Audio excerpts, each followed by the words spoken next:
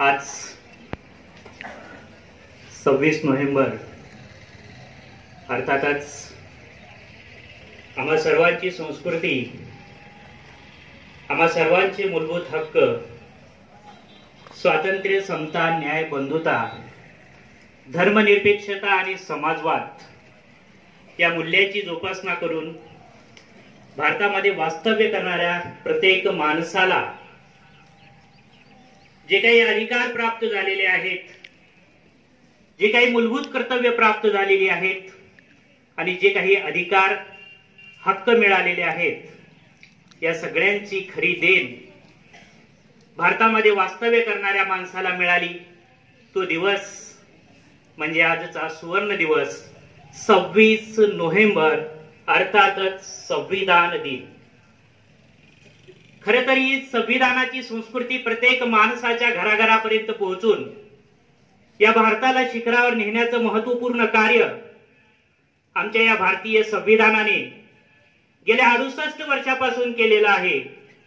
म्हणूनच महाराष्ट्र राज्य सरकारला नव्हे तर भारत सरकारला 26 नोव्हेंबर हा दिवस संविधान दिन म्हणून भारतातील तमाम सर्व शाळांमध्ये एक आनंदोत्सवासारखा साजरा करण्याचा महाराष्ट्र राज्य शिक्षण विभागानेच नाही तर भारत सरकारच्या शिक्षण विभागाने निर्णय घेतला आणि त्या दिवसाचा हा सुवर्ण सोहळा आमच्या श्री नागेश्वर महाराज विद्यालयामध्ये आज संविधानाचा दिन म्हणून अतिशय आनंदाने साजरा करण्यात येत आहे. या प्रसंगी व्यासपीठावर उपस्थित आपल्या शाळेचे मुख्याध्यापक आदरणीय श्री काकड सर, शेजारी बसलेला माझे सर्व सहकारी शिक्षक आणि माझ्या विद्यार्थी मित्रांनो, आज मी आपल्या समोर 26 नोव्हेंबर अर्थातच संविधान दिन या विषयावर मंथन करण्यासाठी आणि कार्यक्रमाचा शेवटचा भाग म्हणजे आभारासाठी आपल्या समोर उभा आहे. त्यासोबत एक गोष्ट मला या ठिकाणी आवर्जून सांगावीशी वाटते विद्यार्थी मित्रांनो. 26 नोव्हेंबर 2008 आजचा तो काळा दिवस होता ज्या दिवशी महाराष्ट्राची नाही तर देशाची शान समजल्या जाणाऱ्या हॉटेल ताजवर पाकिस्तानने भ्याड हल्ला करून या महाराष्ट्रातील हेमंत करकरे असतील, आमचे अशोकजी साळसकर असतील किंवा उंबाळे साहेब असतील, तसेच 197 या महाराष्ट्रातील शूरवीरांनी आपल्या प्राणाची आहुती दिलेली होती. आणि त्या सर्व शूरवीरांना मी आमच्या श्री नागेश्वर महाराज विद्यालय आणि कनिष्ठ महाविद्यालयाकडून प्रथमतः भावपूर्ण श्रद्धांजली अर्पण करतो. कारण त्यांच्यामुळेच आज तुम्ही सर्वजण या ठिकाणी सुरक्षितरित्या बसलेला आहात. त्यांच्यामुळेच आज मी तुमच्या समोर उभा राहून बोलतोय. हे सुरक्षितता आम्हाला ज्यांनी प्राप्त करून दिली त्या तमाम शूरवीरांना या ठिकाणी मी विनम्रतापूर्वक भावपूर्ण श्रद्धांजली अर्पण करतो.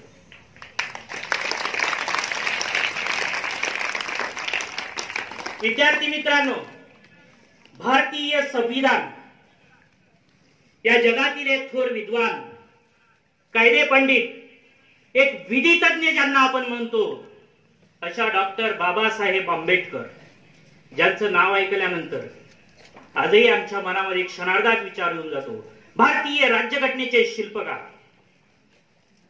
अशा डॉक्टर बाबासाहेब आंबेडकरांनी 26 नोव्हेंबर 1949 रोजी ही भारतीय राज्यघटना, खऱ्या अर्थानं प्रत्यक्षात तो दिवस होता 25 नोव्हेंबर 1949 सायंकाळचे 5 वाजलेले होते आणि 5 वाजता डॉक्टर बाबासाहेब आंबेडकरांनी पंडित मोतीलाल नेहरू, पंडित जवाहरलाल नेहरू या देशाचं जे काही त्या काळाचं कार्यकारी मंडळ होतं, या कार्यकारी मंडळाच्या हातामध्ये एक ग्रंथ, त्या देशाचा एक पवित्र ग्रंथ सोपवला आणि तो पवित्र ग्रंथ होता भारतीय राज्यघटना.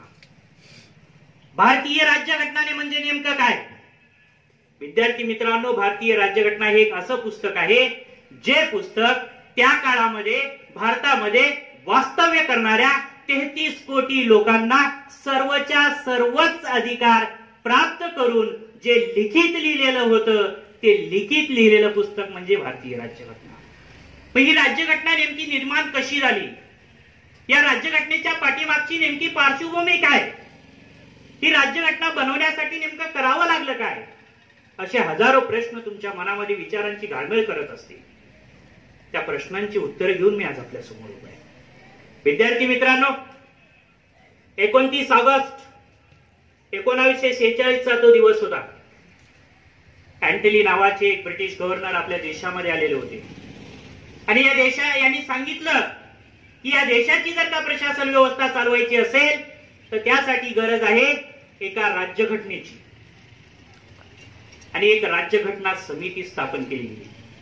सरांनी सांगितल्याप्रमाणे पहिल्यांदा जी काही राज्यघटना समिती स्थापन केली गेलेली होती त्या राज्यघटना समितीचे 2 दिवसाचे अध्यक्ष सच्चिदानंद होते सिंहा. त्यानंतर 2 दिवसामध्ये त्यामध्ये फेरबदल झाला आणि डॉक्टर राजेंद्र प्रसाद हे भारतीय राज्यघटनेचे अध्यक्ष बनले. त्या राज्यघटनेमध्ये जेवढे आपल्या देशामध्ये त्या काळामध्ये घटकराज्य होती, प्रत्येक घटक राज्याच्या प्रत्येक भारतामध्ये वास्तव्य करणाऱ्या धर्माचा, समाजाचा आणि राज्याचा प्रतिनिधी म्हणून एक सदस्य या राज्यघटनेच्या समितीत घेतलेला होता. समिती निर्माण झाली. एक कच्चा मसुदा आराखडा तयार करण्याची एक त्यामध्ये समिती होती. त्या समितीचे प्रमुख डॉक्टर बाबासाहेब आंबेडकर होते.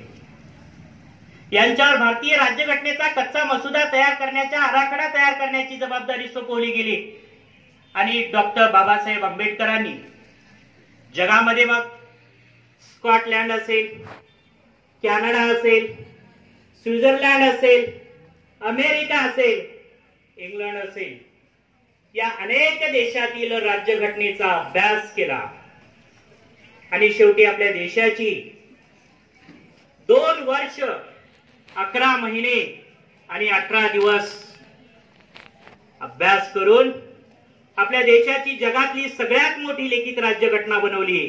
या राज्यघटनेमध्ये 395 कलम होती, 22 परिशिष्ट होती, 8 विभाग होती आणि अ, ब, क या 3 विभागामध्ये ही भारतीय राज्यघटना विभागली गेली.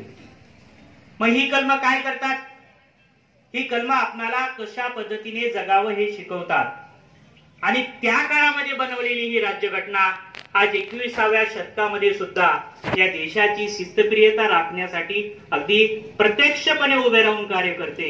म्हणजे यावरून बाबासाहेबांची आणि त्यांच्या समितीची जी काही दूरदृष्टी कशा पद्धतीची होती ती लक्षात येते. विद्यार्थी मित्रांनो, ही जी काही राज्यघटना 395 कलमाची बनवली गेली त्यामध्ये पहिले 1 ते 4 पर्यंतची जी काही कलम आहेत यामध्ये त्या कलमामध्ये प्रामुख्याने आपल्या देशाचं संरक्षण कशा पद्धतीने करायचं, आपल्या देशाचा पहिला नागरिक राष्ट्रपती, आपल्या देशाचा या कायद्याचं संरक्षण करणारा सर्वोच्च न्यायालय, या बाबतीत 1 ते 4 पर्यंतची सर्व कलम राखीव ठेवली गेली. त्यानंतर माणसाला माणूस म्हणून जगायला जी शिकवणारी कलम आहेत ही सगळी भारतीय राज्यघटनेमध्ये 12 ते 51 पर्यंतची कलम आहेत. तुम्ही जेव्हा जेव्हा यापुढे भारतीय राज्यघटनेचा अभ्यास कराल तेव्हा तुम्हाला 395 कलमाचा अभ्यास करण्याची गरजच नाहीये. फक्त तुम्ही सर्व विद्यार्थ्यांनी 12 ते 51 पर्यंतच्या कलमाचा अभ्यास करायचा. मग नेमकं काय आहे 12 ते 51 हे कलम? 12 ते 35 या कलमामध्ये संपूर्ण माणसाचे मूलभूत हक्क जे काही आहेत या मूलभूत हक्काचं अगदी सविस्तर विवेचन भारतीय राज्यघटनेमध्ये करण्यात आलेलं आहे.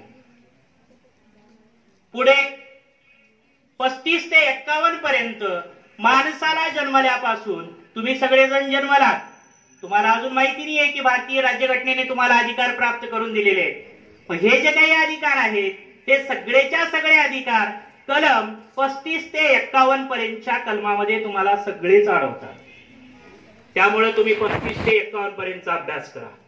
पुढे मी तुम्हाला सांगितल्याप्रमाणे भारतीय राज्यघटनेमध्ये अ, ब आणि क हे 3 श्रेणीचे कलम आहेत. 51 अ पर्यंत मूलभूत अधिकार दिलेले आहेत, तर 51 ब मध्ये तुमची मूलभूत कर्तव्ये म्हणजे काय आहेत याबाबतची शिकवण तुम्हाला भारतीय राज्यघटनेमध्ये दिलेली आहे. पण या सगळ्या कलमांचा अभ्यास तुम्ही सर्व विद्यार्थ्यांनी करणे अभिप्रेत आहे.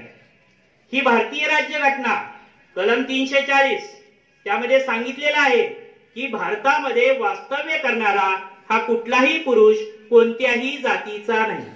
तो काय आहे? आपण सर्वजण म्हणत असतो, India is my country and all Indians are my brothers and sister.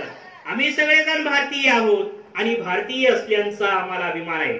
आम्ही माणूस आहोत, भारतीय नागरिक आहोत. आम्ही कोणत्या जातीचे नाही आहोत, आम्ही कोणत्या धर्माचे नाही आहोत, हे सांगणारं कलम 340 आहे. त्या समाजातलं दुसरं अंग म्हणजे स्त्री शिकली पाहिजे. जोपर्यंत या स्त्रीचा विकास होणार नाही तोपर्यंत समाजाचा विकास होणार नाही, तोपर्यंत देशाचा विकास होणार नाही. म्हणून भारतीय राज्यघटनेमध्ये कलम 415 आज संसदेमध्ये आहे. त्या संसदेमध्ये हे जे काही कलम आहे हे कलम स्त्रियांना 50% आरक्षण मिळावं म्हणून आहे.